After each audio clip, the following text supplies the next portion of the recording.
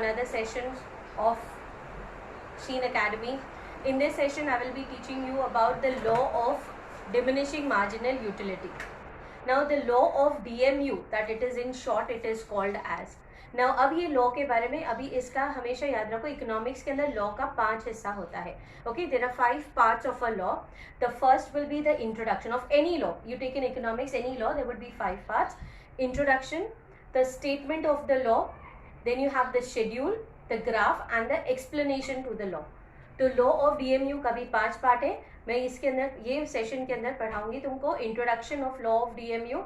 You have statement of the law of DMU, the schedule of the law, the graph and the explanation to the schedule and the graph. Okay, so let's start off with the introduction of the law of DMU. Now introduction में पहले याद रखो, this is the Professor Gaussen, the economist Professor Gaussen. He was the one to first introduce the law, so that is why it is called as the Gaussen's first law. Okay, so Gaussen's full name is Hermann Heinrich Gaussen. So that is why this law is known as Gaussen's first law, and later on in detail it was promoted by Professor Alfred Marshall in his book Principles of Economics in the year 1890. तो ये हो गया आपका introduction to the law of DMU. Now second comes in the statement of the law of DMU. Now statements जो है वो आपको double quotes में लिखना है, and as it is you have to write word to word what the statement has been said. So the statement begins with other things being constant, the additional benefit which a person derives from a given increase in his stock of a thing diminishes with every increase in the stock that he already has.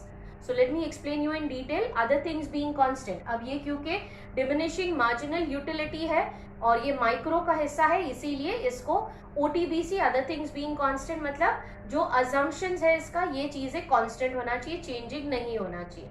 Okay, that is why it is the law, every law in the microeconomics, it begins with other things being constant.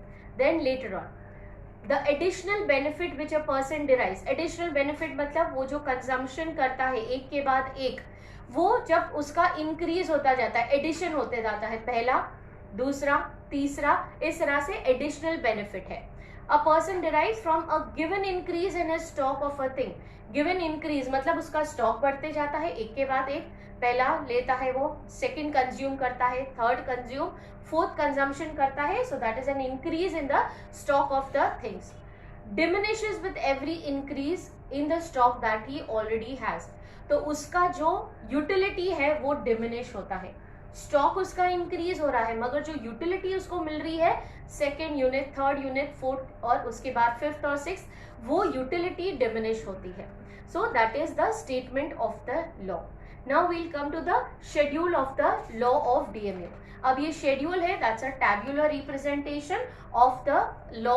Now schedule के अंदर you have just 2 parts of it. One is the units of a commodity, the second is the marginal utility. पहला units of the commodity मतलब कोई भी commodity हो सकता है. Let's take for example ice creams. You are eating a cup of ice cream.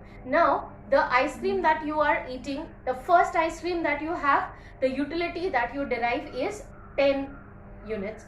The second ice cream आपने कब खाए, the utility that you derive वो कम होता है, डिमिनिश होता है, 8.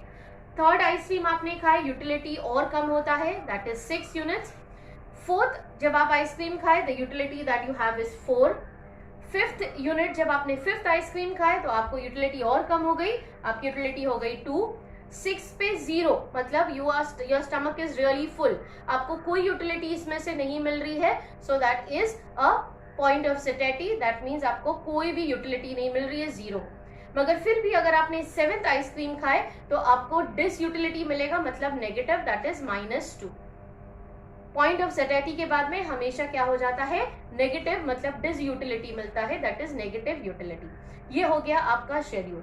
Let's come to the graph of the utility. Now graph के अंदर you have a X axis and a Y axis. On the X axis you have units of ice creams consumed, यानी कितना आइसक्रीम्स आपने खाए वो आपके एक्स एक्सिस के ऊपर मेजर होता है. वाई एक्सिस के ऊपर आपका मार्जिनल यूटिलिटी मेजर हो रहा है. नाउ मार्जिनल यूटिलिटी यहाँ पे क्योंकि मैक्सिमम आपका 10 है, इसीलिए आप वाई स्केल के ऊपर 10 करेंगे और it will go below the origin why because it is having a negative number also.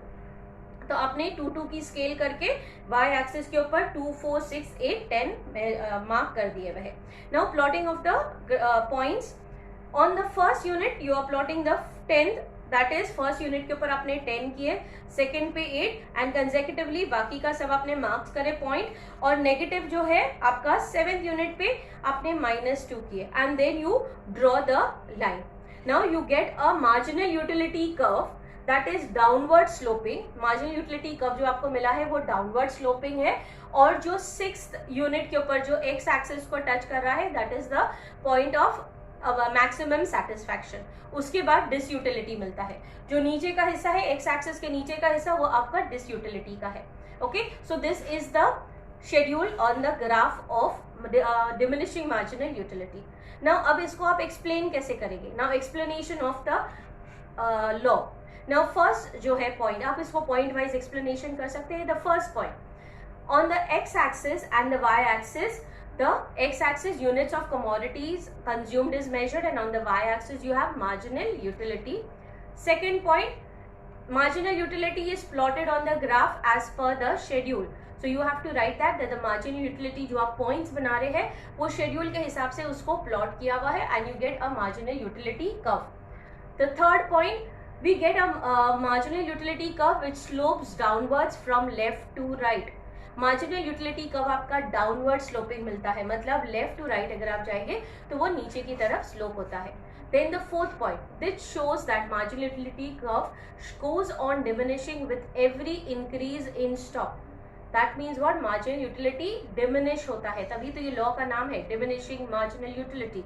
So it diminishes with every increase in the stock, और जितनी कमोडिटीज बढ़ती है उतना मार्जिनल यूटिलिटी कम होता रहता है. Then the fifth point, when marginal utility is 0, it intersects the x-axis that is at unit 6. मतलब marginal utility जब 0 है तब वो x-axis को टच करती है, intersect करती है. Why? Because there the marginal utility is 0 and ये 6th unit के ऊपर होता है. The sixth point, the 7th utility unit causes disutility, that is negative utility. तो 7th यूनिट जब वो 7th यूनिट कंज्यूम करता है दैट शोज अ डिसयूटिलिटी और a negative utility. So this was the law of DMU that has been described.